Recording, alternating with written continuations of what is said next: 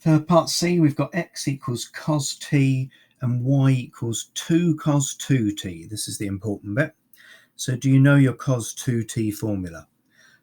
Cos 2t is the same as 2 cos squared t take away 1. And we've got two of those things. So we've got two of, look, cos t is x, so this is 2x squared, take away 1. And so I'll just multiply out the 2. I've got 4x squared, take away 2. What have we got for d? For d, we've got x equals sine t and y equals tan 2t. Wow, that's not going to be easy. Okay, so let's start with this one over here. The tan 2t formula is 2 tan t over 1 minus tan squared t. You need to know that one. That was in the original sort of trig rules that you've got to try to remember. But we haven't even got a tan, have we? So we're going to have to go for, that is going to be a sine t over a cos t all over 1 minus sine squared t over cos squared t. Now I showed you in the last video that if x is equal to sine t, we can find out what cos is by going through a normal sine squared plus cos squared equals 1. And so x squared plus cos squared t equals 1. And so cos t is the square root of 1 minus x squared. It's rearranging that. Now I'm going to put that and that in here.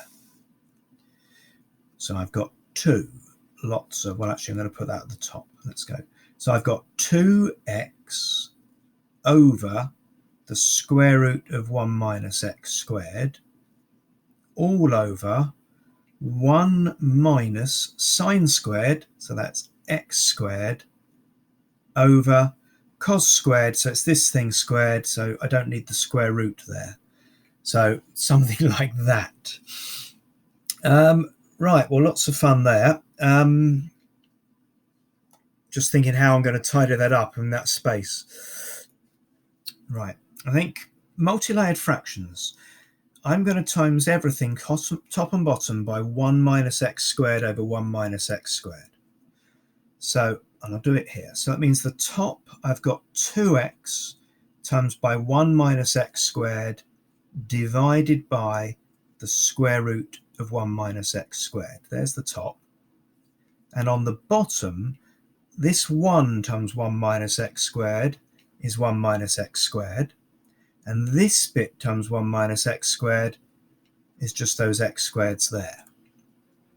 So on the bottom of my big fraction here then, I've got 1 minus 2x squareds. That's that bit there. On the top, I've got 2x from here. And now this divided by this is the square root of 1 minus x squared. There are ways of showing that. Again, I could times by top and bottom by square root of 1 minus x squared. But look, it's just something divided by its square root. You know, the square root, 10 divided by the square root of 10 is the square root of 10.